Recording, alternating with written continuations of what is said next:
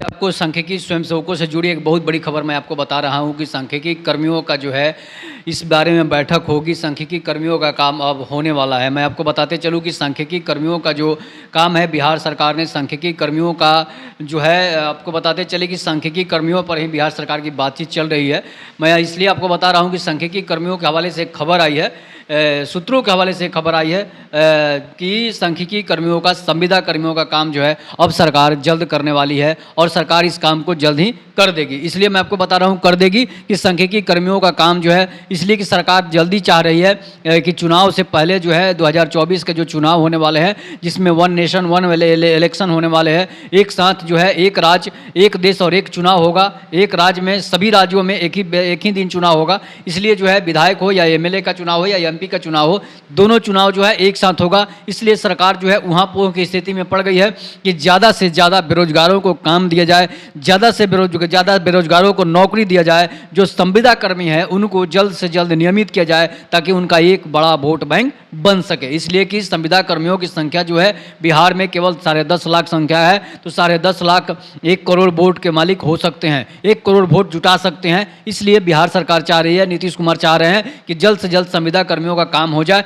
इसलिए कि अपने घोषणा पत्र में, दोनों सरकारों ने अपने घोषणा पत्र में, चाहे वो बीजेपी की सरकार हो, चाहे नीतीश कुमार की सरकार हो या फिर तेजस्वी यादव की सरकार हो, दोनों सरकारों ने जो है, तेजस्वी यादव ने भी अपने घोषणा पत्र में डाला था कि मेरी सरकार बनेगी तो मैं संविदा कर्मियों का काम नियमित करूंगा, उनको एक नियमित वेतन दूंगा जिस तरह से राज्यकर्मी का दर्जा दिया जाता है। उसके बाद जो है बीजेपी और नीतीश कुमार की गठबंधन जो सरकार थी, उसने भी अपने घोषणा पत्र में डाला कि मैं 10 लाख नहीं 20 लाख नौकरी दूंगा और उसमें संविदा कर्मियों का काम सबसे पहले हो जाएगा। जो कार्यरत कर्मचारी हैं, जो संविदा पर काम कर रहे थे, जो बंधुआ मजदूरी की तरह काम कर रहे थे, उनका काम जो है पहले करेंगे। लेकिन सरकार जो है, सरकार जब बनती है, जब कुर्सी मिल जाती है, तो लोग एकाएक अपने वादे को भूल जाते हैं। इसलिए कोई राजा महाराजा है नहीं जो अपने वचन पर अटल रहेगा। राजा था जो वचन दे देता था वही करता था। उस तरह जो है नीतीश कुमार और तेजस्वी यादव या मोदी जी में नहीं है। इसलिए कि राजनीतिक वाले लोग पलटी मार देते हैं। ये भारत का संविधान है, ये संविधान की ही देन है कि लोग अपने वचन से भी मुकर जाते हैं।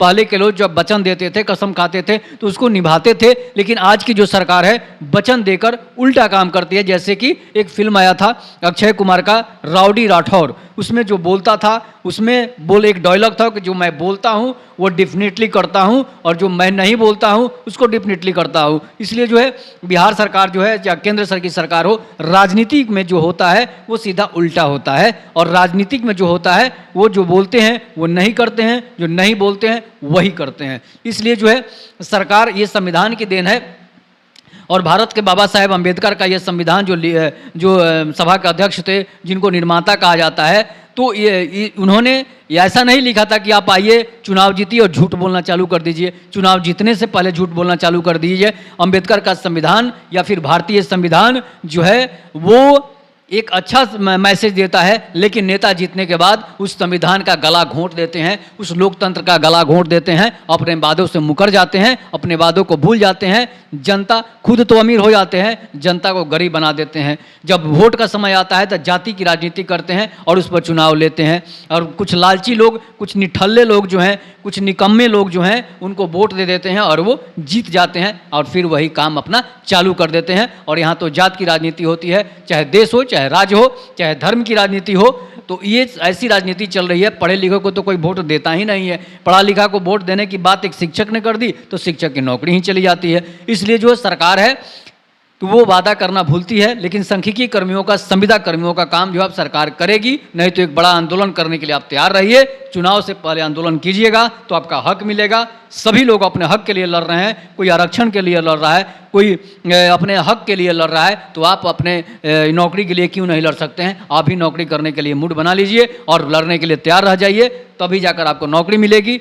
नहीं तो सरकार जब करेगी तो सोचते रहिए, तब तक आपकी उम्र पार हो जाएगी, आपकी उम्र खत्म हो जाएगी और आप बैठे रह जाएंगे और नौकरी भी चली जाएगी, उम्र भी चली जाएगी। आप दुनिया से भी चले जाएंगे, फिर आपको सरकार सुनने वाली नहीं है, सरकार भी चली जाएगी। तब तक के नमस्कार, जय हिंद, जय भारत, जय श्री राम।